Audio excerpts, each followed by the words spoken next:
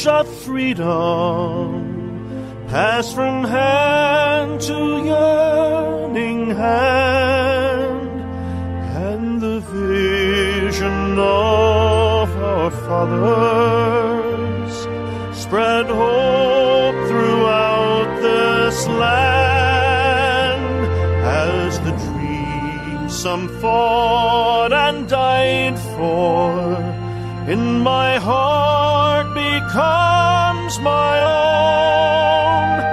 I will strive to keep her promise, America, my home. America, America, may God bless America, and freedom reign across America, my home.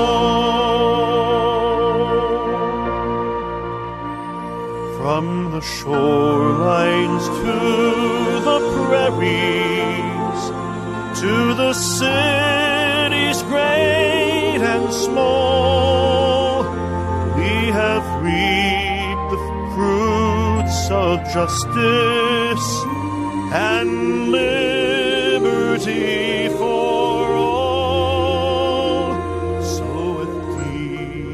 So with deep appreciation for the blessings of freedom that we know in this wonderful land of ours, I'm Dr. George Simon, welcoming you to another edition of Character Matters.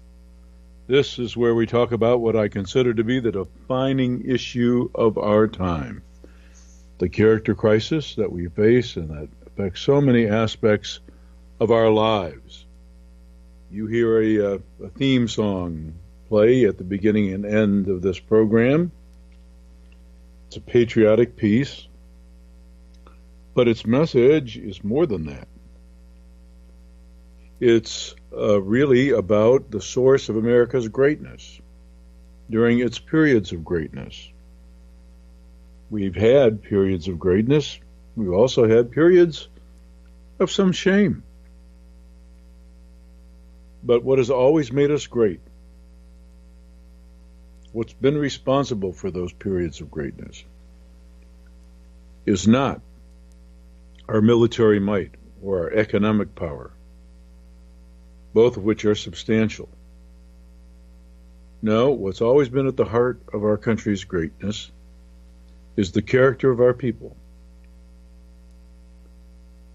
And when we are good, as de Tocqueville was quoted as saying, and which unfortunately he never said, but there's still truth in it, and that is that when we're good, we're great. See, the premise of the country is simple. The founders knew it. They even wrote about it many times in many different ways.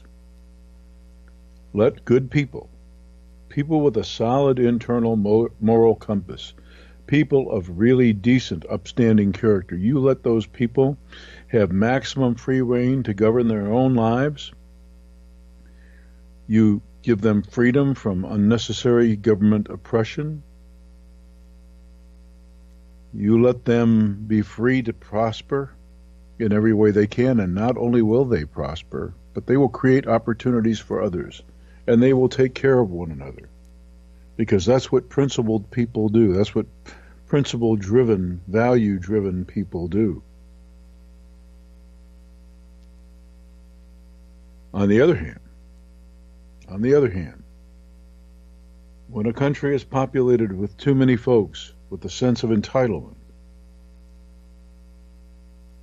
and who behave badly toward one another, then there's the ever-present temptation of government to try and micromanage everyone's lives, and only restricting freedoms of decent people in the process. Because frankly, folks, people without character don't pay attention to the rules anyway. They feel they're above the rules, or they're at war with the rules, one of the two, so they don't pay any attention to them. We have millions of laws on the books. If they had the power to stop crime, there wouldn't be any crime. There wouldn't be any murder. There wouldn't be any robbery. There wouldn't be any rape. There wouldn't be any of this. If our laws had the power to stop any of it, they don't. They only have the power to restrict freedom. People of poor character will do anything they wish to do anytime, regardless of the rules. That's just the way it is. So the problem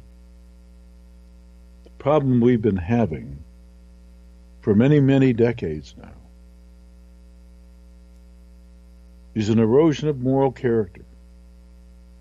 It affects every aspect of our lives, from our individual relationships, to our marriages, to our family relations, to our community relations, to our business affairs, to our politics, every single aspect of our lives. That's why I have this program. That's why I write my books. That's why I have my blog at manipulative-people.com or drgeorgesimon.com. Either URL will take you to the same place. That's why I've devoted over 30 years of my professional career to this problem. Because it all hinges on character, everything. And if you want to join the conversation tonight, you're welcome to do so. We are live December 10th, 2017. This is a live broadcast, December 10th, 2017.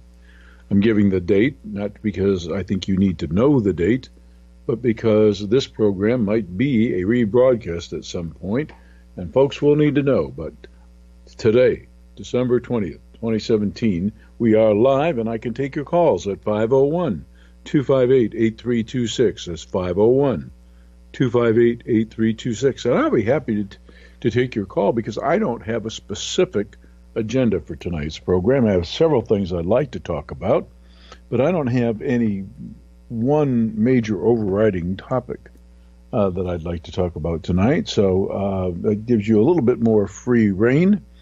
If you have just a general issue you'd like to discuss, a question you'd like to ask, a situation you'd like to share that you think the audience would be interested in, maybe you've read one of my books, either In Sheep's Clothing, the definitive book by some accounts on manipulation, or perhaps my book Character Disturbance, the comprehensive book on all the disturbed characters you're likely to encounter in your lives these days, and how to understand them, and especially what to do when you're trying to get some help.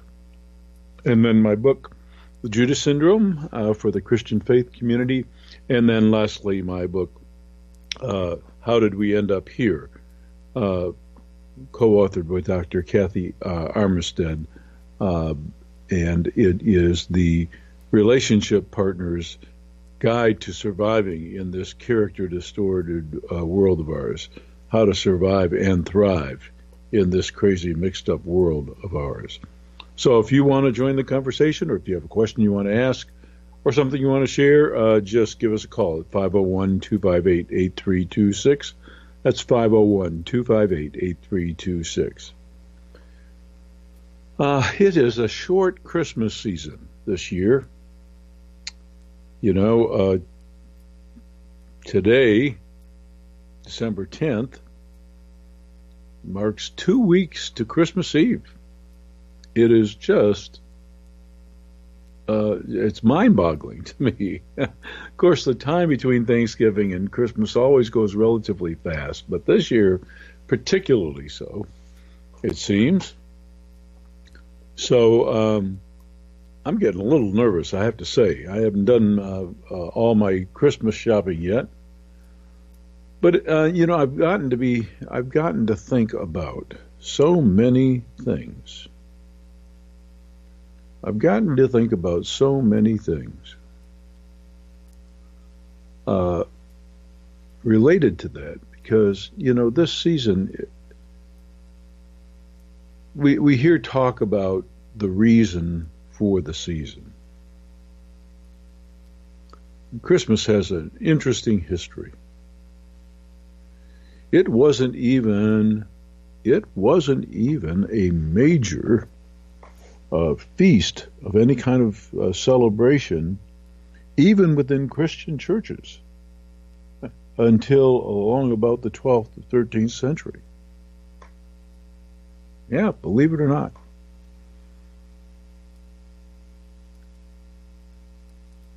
But this time of year is a special time of year for a number of reasons. Because at least at this time of year,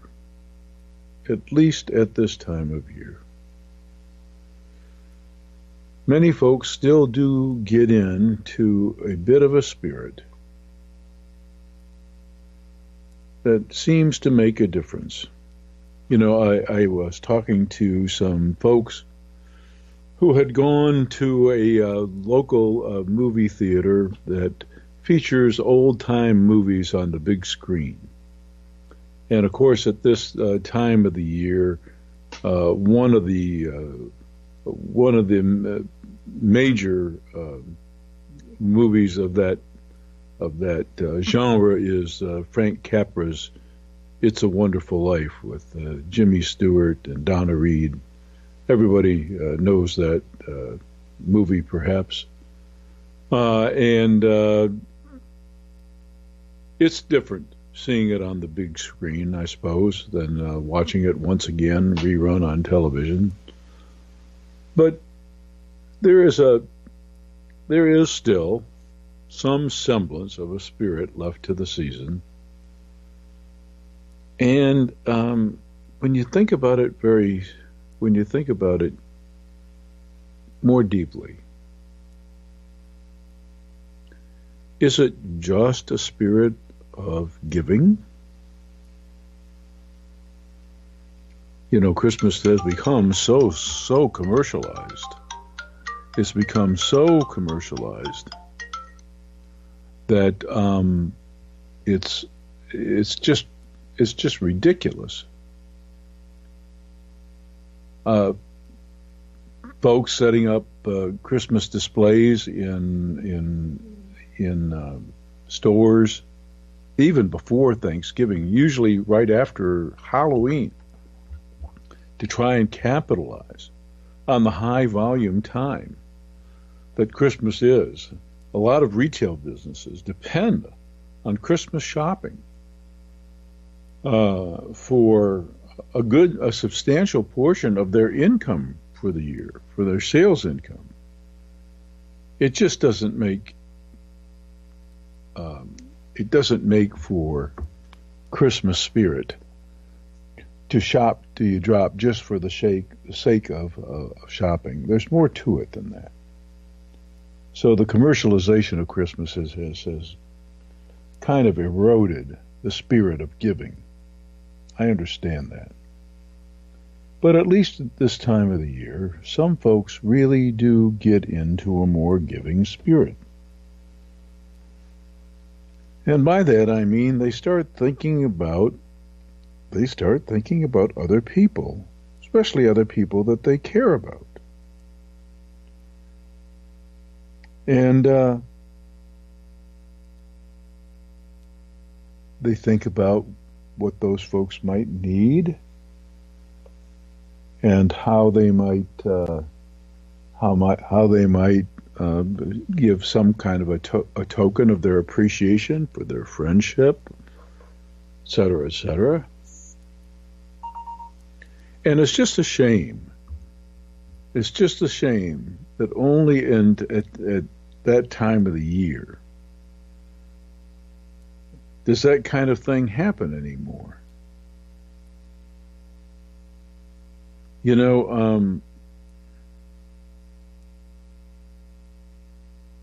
We need to recover some sense of community if we're going to make it.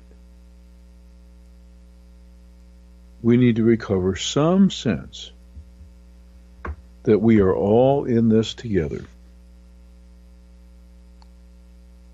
and that we will perish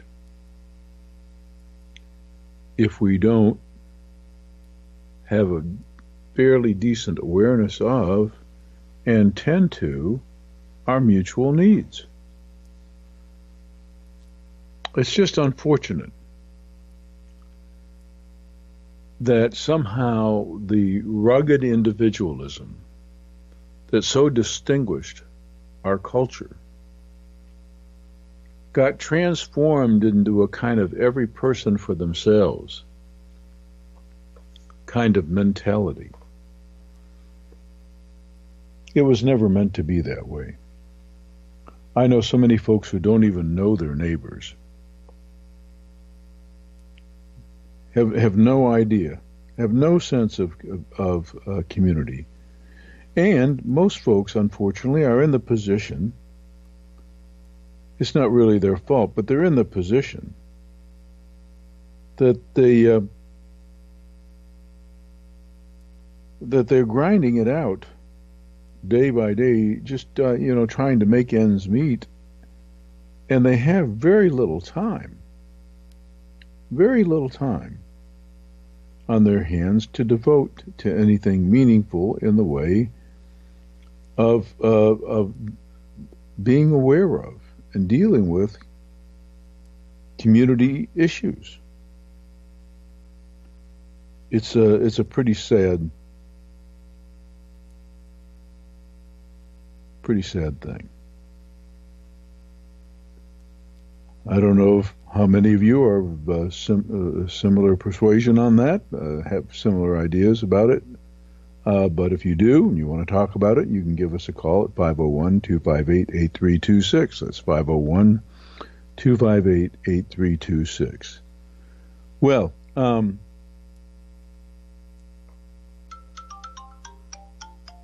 see, we have a call coming in. I'm going to go ahead and take it and see what's up here. Hello and welcome to Character Matters.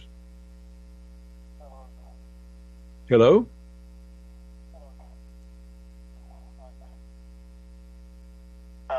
Yes. Go ahead. Hello? Yes, you're on Character Matters. Hi. Hi, my name is Ivor. And what would you like to say? Oh, so, yes, I would like to, I guess, ask a question about some friends I have that, I suspect are sociopaths. I became very interested in sociopathy and psychopaths, and I realized several of my friends seem to be sociopaths. Well, let's make some things clear for the audience here, because you've introduced some terms here that I've talked about before, but maybe not everybody is familiar with. Sociopathy and psychopathy are terms that have been used kind of interchangeably, unfortunately, for several years. And by the way, if you have your radio on, if you turn that down, that will help. Sure. Yeah. So we have these terms. The term psychopath was coined by a man named Cleckley. He thought psychopathy, which is characterized by the callous, senseless, remorseless use and abuse of others, he thought that it was a type of insanity. He called it a moral insanity, or a disease of the mind. So therefore, and I think your radio is still turned up. You can hear your playback. Yeah. And at any rate, so he considered it a disease of the mind, and that's how he he called it psychopathy. Later on, many researchers started using the term sociopathy to describe the degree of social predator pathology that accompanies this kind of personality type. So the terms have been used kind of interchangeably. I think that's kind of unfortunate. It confuses a lot of folks. And frankly, true psychopathy or true sociopathy is a relatively rare condition, but as I make the point in my works, these conditions all exist along a spectrum, much as we've learned about the autistic disorders. And so therefore people can be on the spectrum and not be full-blown psychopaths or sociopaths. So tell me what it is about these folks that you're having to deal with that makes you suspect this. Mm-hmm. Yeah. So one of my friends, he said to me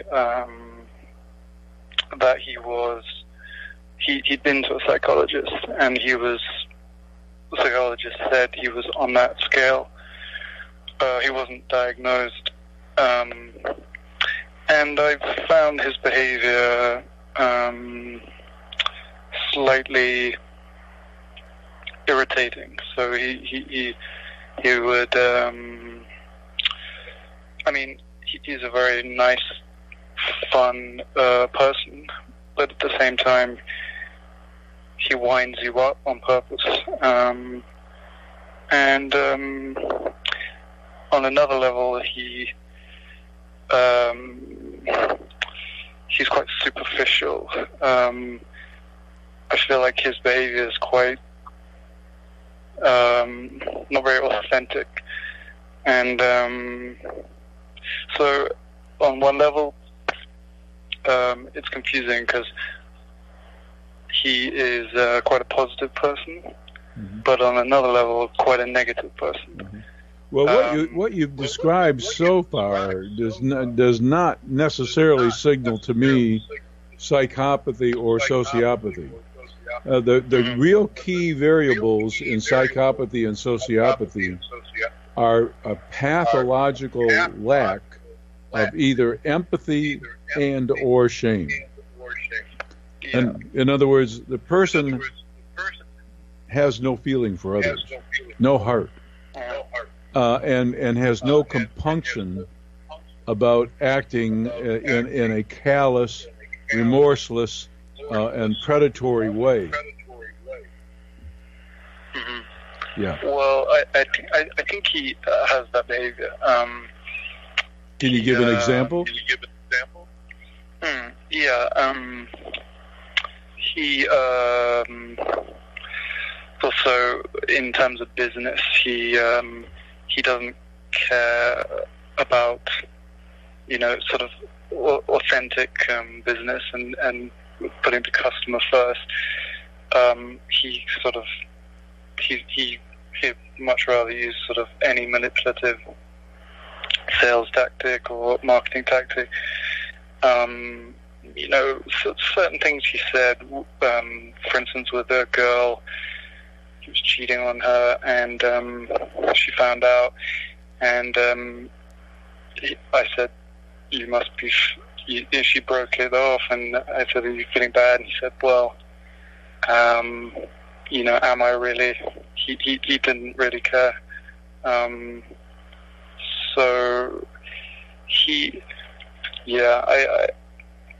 I feel he's a bit more ruthless than most people. Mm-hmm. Well, so it sounds like he may indeed be on the spectrum somewhere. Yeah.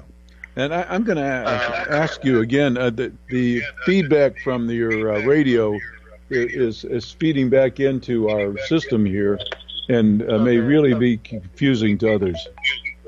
I'll take my... Thank you very much. That's very helpful. Are you still there?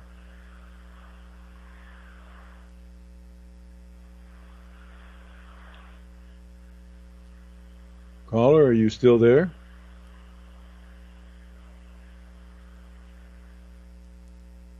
The caller may have been using an internet protocol to call in, and that may be part of the problem. We'll give him just a little bit more. Caller, are you still there?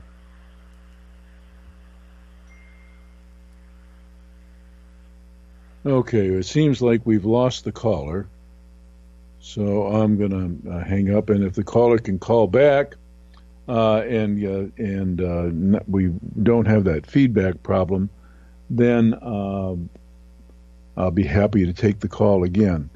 So let me just address what he's talking about there.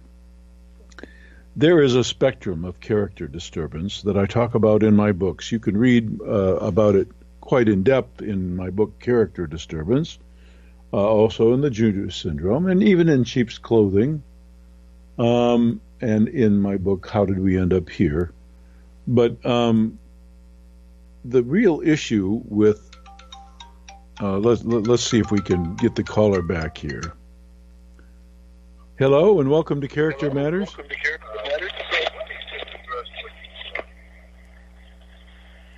There is a spectrum. Hello. I think it is the caller trying to call in, but he's not able to do so without the feedback. So we'll just keep trying, and I'll continue to talk about this because it's a very interesting topic and it's an important topic. But the spectrum of character disturbance, this is the unique contribution of my work to the field, because we throw these terms around, we bandy them around. And there are many folks on the psychopathic or the sociopathic spectrum. And by the way, I wish that we would quit bandying around terms so loosely and define our terms much more firmly and much more accurately, and without so much duplicity. Frankly, I think the term psychopath, even though it's come back into vogue, is misleading, because we are not necessarily talking about a disease of the mind as in the sense of any kind of insanity. But we do know that the brains of psychopaths work very differently than normal brains, even though we don't have hard evidence yet that they are wired differently from birth. We know that they work differently.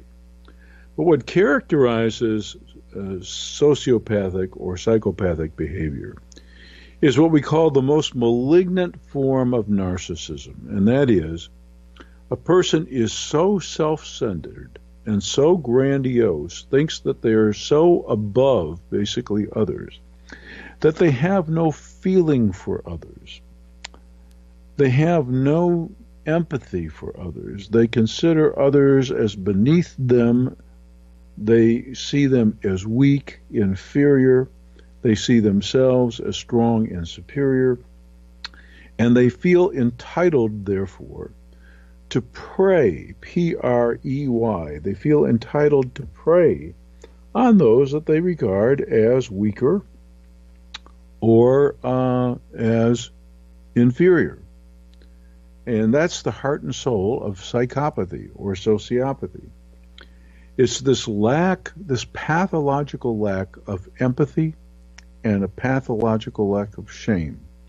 They do not feel badly about themselves, and they do not feel badly about the behavior that they exhibit toward others. Robert Hare, one of the principal researchers in this whole area for many years now, says these are the folks who are literally without conscience. They don't have the care and concern, they don't have the heart to basically temper their behavior when it comes to the treatment of other human beings. Other human beings are expendable. They see others only as objects of either desire that they want to have their way with in some way, or they see them as objects of disdain that they want to do in some way. But they don't regard others as people, and they don't regard them as people with feelings or cares and concerns that deserve to be respected, because they are so pathologically superior feeling to other individuals. They actually consider themselves a superior species. So, this is a term that's come into vogue again recently, and what you're seeing is not necessarily an increase in sociopathy or psychopathy, but you are seeing an increase in that kind of behavior because more and more individuals are falling along the spectrum of character disturbance because of our culture of rampant entitlement and permissiveness and lack of appropriate grooming and fostering of the proper care for our fellow human beings. So we do have, unfortunately, more and more heartless folks among us, and that's maybe what the caller was referencing. So, dealing with these kinds of individuals can be really challenging. And unfortunately, I have to tell you, we are now seeing, on the world stage, we are now seeing more of these individuals come to great power. And some of them are in political power and have access to weapons of mass destruction and the technology to deliver those weapons of mass destruction. And we are living in a very, very dangerous age, therefore, because people without sufficient care for the rest of the human race, but who only care about their personal power, their self-aggrandizement, basically have their finger on the trigger. So I think the caller is trying to call in again. Let's see if we can't bring you in. Hello again, and welcome to Character Matters. Hello? Hello? Yes. Yes. Hello. Yes, I think we finally got the feedback problem. Well, oh, great. Is it okay to speak? Go ahead. Feedback. Go ahead. Okay. Yes. I just wanted to discuss a little bit more what I was saying. The thing I was going to add was the issue with sort of friendship was slightly one-sided relationship, a sense that the other person doesn't, it's a sort of hollow friendship on their side. And until I realized what the reason for that. And what did you determine the reason was? I think it's, in a way, they use you. They sort of very charming, and you become great friends with them. But it's almost like something's missing. It's not quite a normal friendship where you build a bond. It's a sort of some level of manipulation going on, and then you feel, when you realize, you feel slightly cheated in a way or something. It's very confusing. I didn't really. And the thing I wanted to ask was, I have a still slightly confused thinking about it. On one level, I feel like I could be wrong. On one level, I feel like I'm sure I'm right about it. So it's I don't know if that's a common feeling. That's or very not. common. Folks do not want to trust their gut. Yeah. Mm-hmm. Yeah, my gut is definitely telling me. See, the thing that distinguishes most folks from these kinds of individuals is that you are debating this precisely because you have a certain level of conscientiousness. You have a conscience, whereas these individuals lack the very thing you have. They lack that conscientiousness. They lack that degree of conscience. So you want to second guess yourself because you don't want to get it wrong, whereas they don't care. So you question yourself, you have doubts, you don't want to trust your gut, whereas the same thing is not going on the other side. Yeah. That's something I heard. They use that against you. They know that you will give them the benefit of the doubt. That's exactly how you get manipulated. Good manipulators count on conscientiousness. You can't successfully manipulate covertly unless the other party has a pretty good conscience. They know you're going to second guess yourself. They know you're going to accept their rationalizations. They know you're going to buy their excuses. They know you're going to be swayed by their seductive advances, and that's why they do it. Mm-hmm. Yeah, I found it very interesting. I saw an interview with you. You gave, and it's the first time I understood from their perspective what motivates them, and or the tactics they use rather, and how it works. Because it's I couldn't really understand their motivation, but yes. So I can't remember what the tactic was, but it was very interesting, and I realized.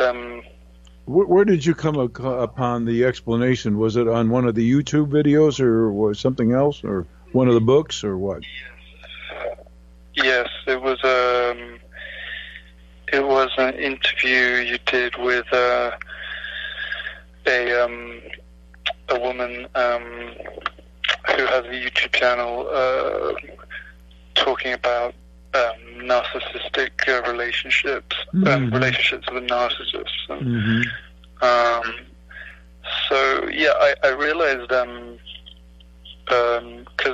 because I read something as well that they prey on empathetic people, and yes, and I'm a very I'm on that scale. I'm my personality is to the extreme of the sort of very understanding and empathetic and emotional. So, and I realized that probably that attracted quite a few people like that into my life, and so yes, that was very interesting.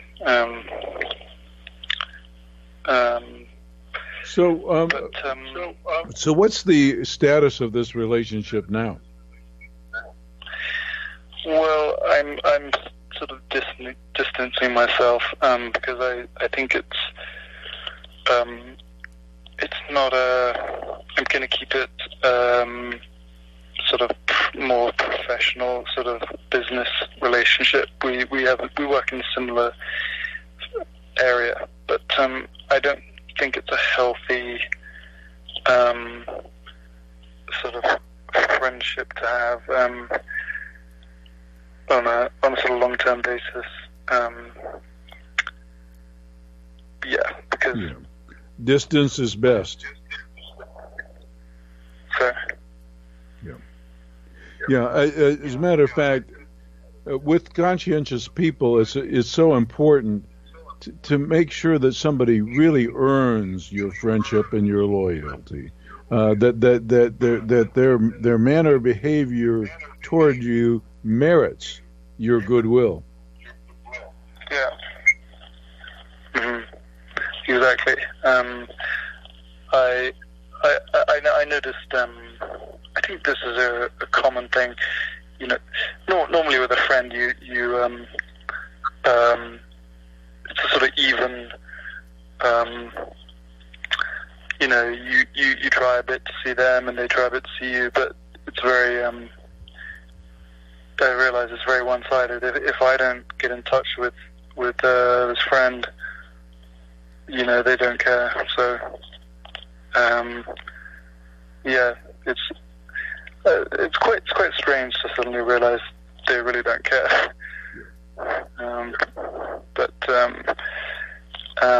I actually have another friend who I think is very similar. He's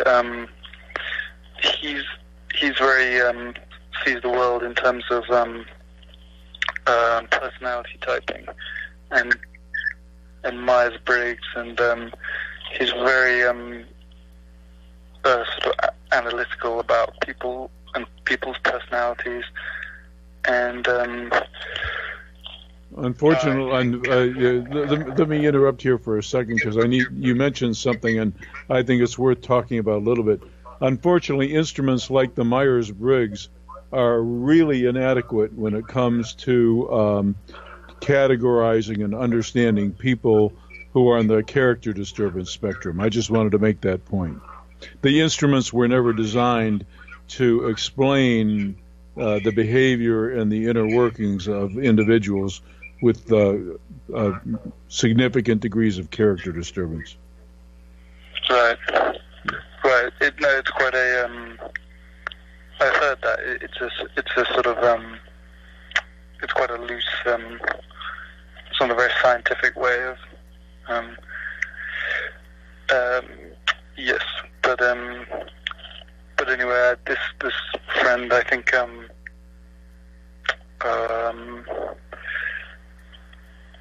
I feel a similar thing. He was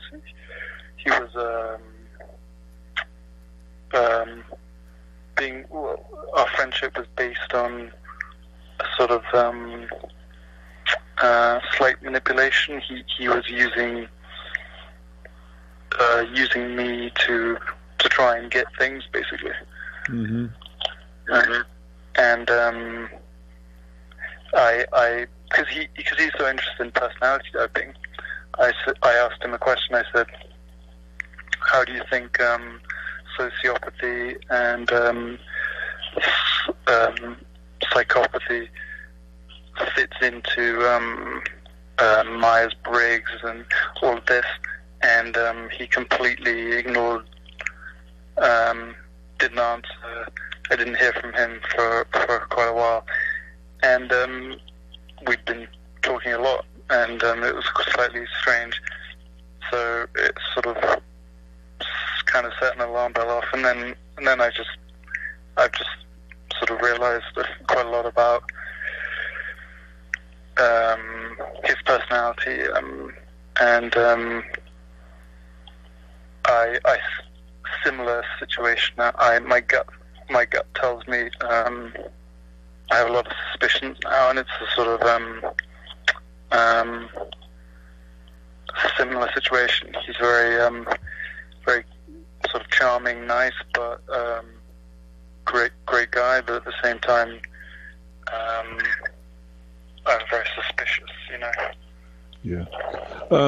Do you have a specific question for me with regard to this relationship? Because we're getting a little bit close to the end of the hour here, and I want to make sure I answer any of the questions that you have. Sure. Yeah. all I really wanted to ask was,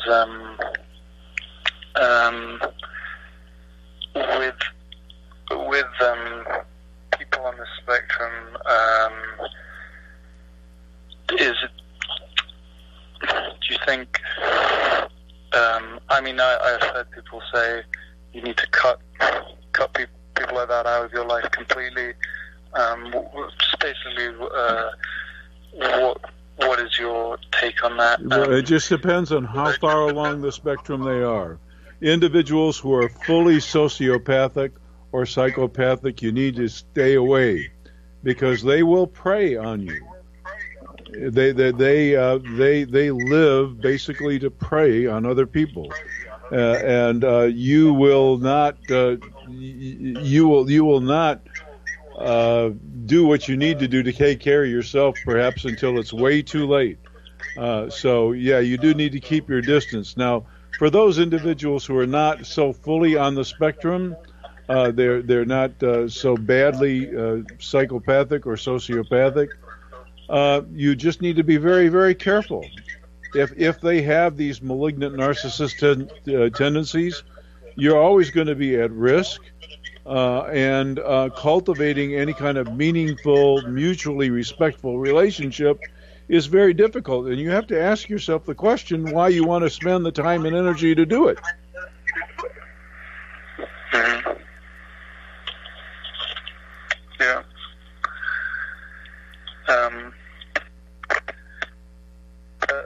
Thanks for your time. It was very interesting speaking to you. Great. Well, thank you for the call. I'm sorry for the technical difficulties. Take care now. Yeah, no problem. Thank you. You too. Bye. Well, that was an excellent call.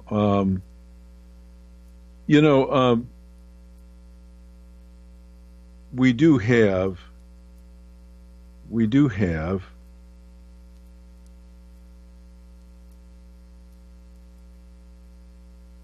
a spectrum of character disturbance. And these days you read a lot of things online, and there are a lot of books out there that, for sensationalistic reasons, put everyone on the spectrum into some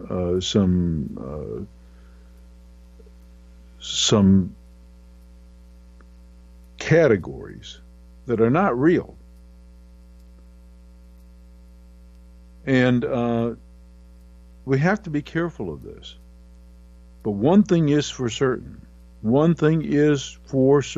that is that we do have an explosion of character disturbance in our day and time. And our culture, the characteristics of modern culture has a lot to do with that.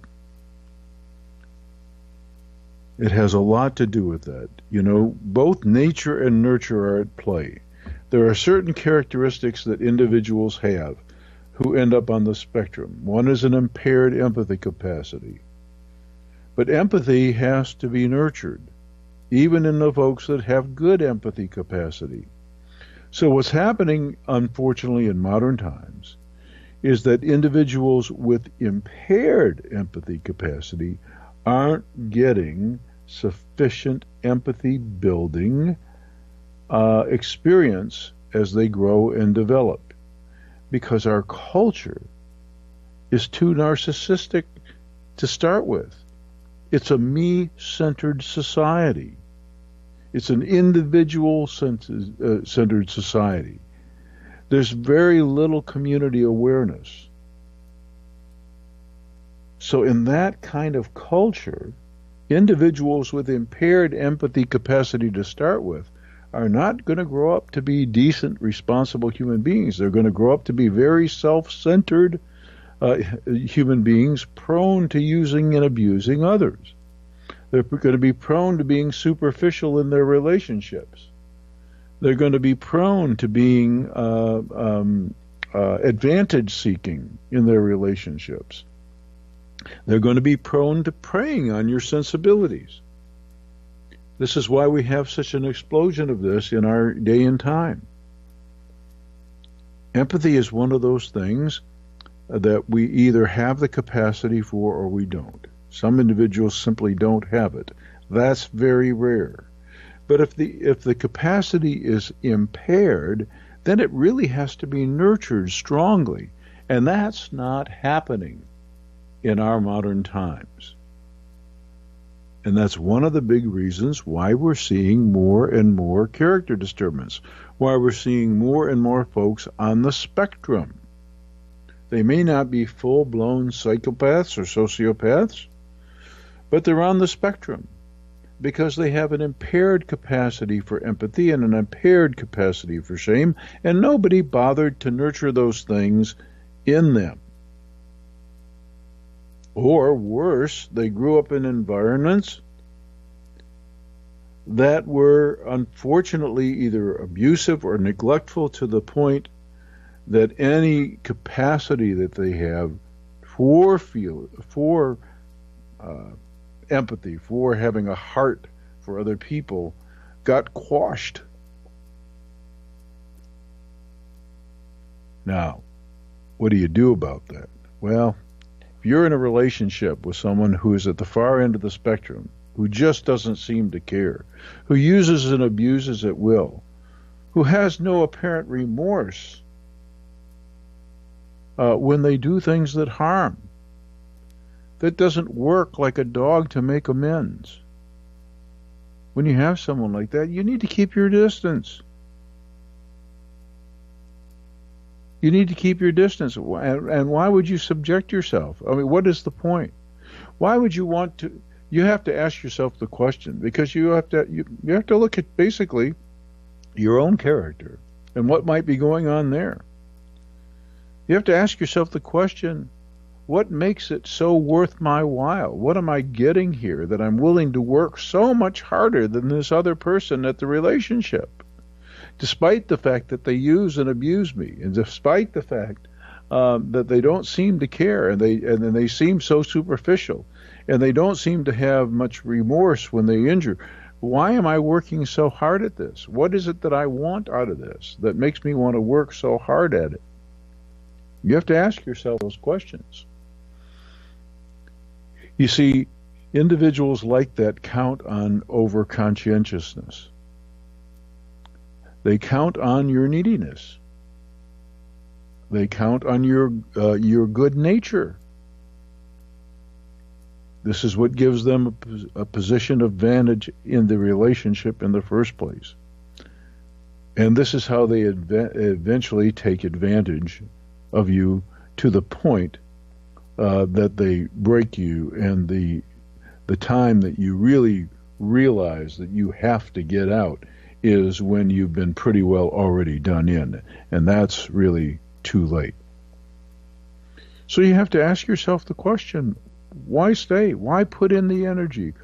You know, what makes it so worthwhile? What are you getting out of the relationship that makes it so worthwhile to put up with the use and abuse that you sustain? That's what you have to answer for yourself. Now, I talk about these things in all my books. In Sheep's Clothing, Understanding and Dealing with Manipulative People, I talk a lot about those very issues. And in my book, Character Disturbance, The Phenomenon of Our Age. And in my book, The Judas Syndrome, I approach it from a Christian faith perspective.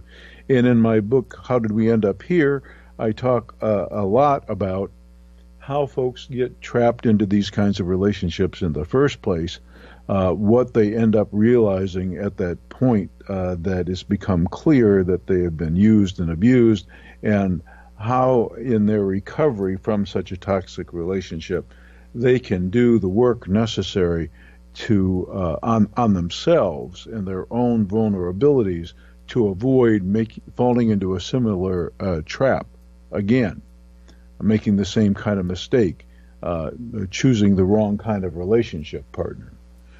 So I address these things in all my books, and then on my blog I have hundreds of articles. Now, the most recent articles on the blog, probably not the best on this topic, but hundreds of articles on the blog. All you have to do is throw a topic search into the search bar there, and you'll come up. If you're researching psychopathy or sociopathy alone, you're going to find several timely articles on the blog at manipulative-people.com or drgeorgesimon.com. And then the caller mentioned the videos on YouTube. YouTube has several of my videos, including some interviews that I've done, as well as some segments that I recorded in advance of the publication of one of my books. And they're helpful topics in every single aspect of character disturbance that you can find free of charge on YouTube. But I encourage you, by all means, most of the material you're going to want to have right at your side is going to be in one of my 4 books, either In Sheep's Clothing, Understanding and Dealing with Manipulative People. Many regard it as the definitive book on manipulation. My book, Character Disturbance, which is it's the only book out there that acquaints you with all types of disturbed characters, what they're really like, what makes them tick, how they use and abuse you, and especially, most importantly, what to look for in the way of help when you're looking for help, either for yourself or for the other person in your relationship who's driving you crazy. And then my book, The Judas Syndrome, it's the only book from the Christian faith perspective. It goes to the heart of the matter of how genuine faith can really transform a person's life. And then my book, How Did We End Up Here? It's got some interesting things in it that none of the other books have, especially when it comes to judging how to know when someone is really remorseful, whether they are likely to make the changes that they need to make life with them a life worth living. So I encourage you to avail yourself of the books, to avail yourself of the blog at manipulative-people.com or drgeorgesimon.com. That's DRGEORGESIMON. Either URL will take you to the same place. And then, of course, you can tune in every week right here on UCY.TV at 7 p.m. Eastern Time for Character Matters, where we talk about what I consider to be the defining issue of our time. So once again, as we close out the evening, you're going to hear our theme song play. Remember its main premise, and remember its message about where the country's greatness, where greatness in any country resides. It's in the character of its people. When people of good, decent, moral character are left alone, afforded maximum freedom, they create opportunities not only for themselves, and they prosper not only themselves, but they create opportunities for others, and they help others to prosper too in their care and in concern for one another. And that's what makes it all work in a great free society. Tune in again next week. I'm Dr. George Simon. Thanks for tuning in. My home. Bye now.